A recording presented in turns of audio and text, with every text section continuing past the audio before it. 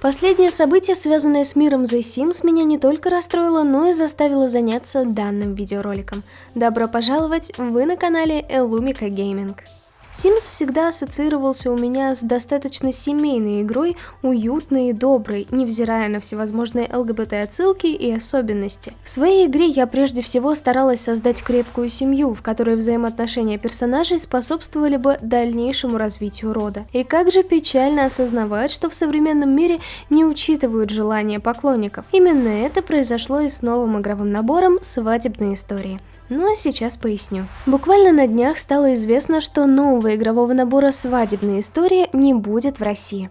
Эта новость повергла поклонников популярной игры в шок и расстроила большинство российских фанатов. Все это связано с тем, что в опубликованном ранее трейлере, а также обложке была в открытую показана свадьба двух влюбленных друг в друга девушек. Казалось бы, свадьбы могут быть разными, и уже не в новинку увидеть что-то подобное. Но в данной ситуации меня расстроило не это. Иными словами, люди, которые принимают решение о локализации, одобрении и принятии новых игр, не удосужились провести логический анализ происходящего, взвесив все плюсы и минусы выпуска данного игрового набора. Как это ни странно, но большинство поклонников – взрослые люди, способные самостоятельно принимать решения, вне зависимости от закона или попросту соответствовать ему. Когда я играю в Sims, я могу создать обычную пару – мужчина, женщина, для которых организовать роскошную свадьбу будет пределом моих мечтаний. Кто-то, напротив, стремится создать что-то необычное и вносит в игру свои предпочтения, чувства и эмоции.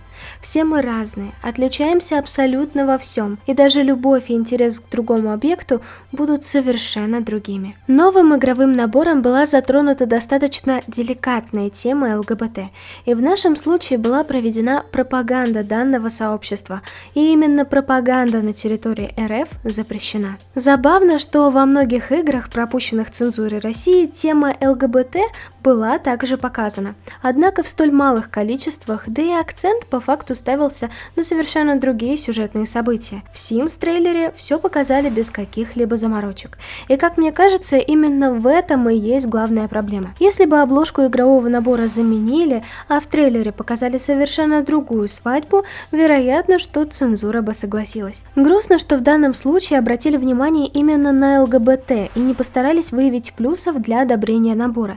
Ведь посыл его вовсе не в необычных свадьбах, а в искренней любви, во взаимоотношении друг к другу, принятии себя и создании ярких и красочных торжеств, вечеринок и в целом счастливом браке. В ролике показали не только свадьбу двух девушек, но и любовь с первого взгляда мужчины и женщины, а также другие варианты подобных свадеб. Жаль, что этого не учли, сделав выбор в пользу пропаганды. В официальном обращении команда разработчиков рассказала, что на протяжении долгих лет они стремились к тому, чтобы дать игрокам возможность создавать любую историю без ограничений.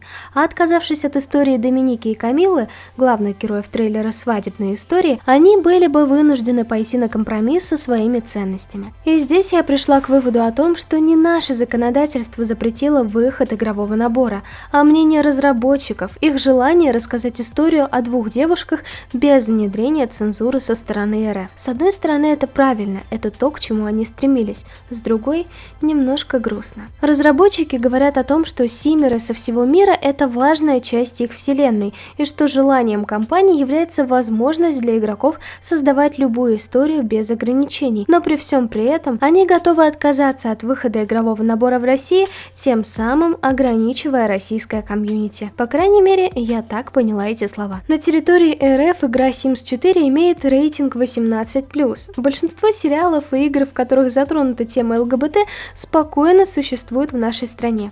Но именно с игровым набором «Свадебные истории» возникли какие-то проблемы. А что вы думаете на этот счет? Я постаралась высказать вам свою точку зрения, с которой вы можете как согласиться, так и поспорить внизу в комментариях. Ну а я всем желаю удачи и пока. С вами была я, Illumika.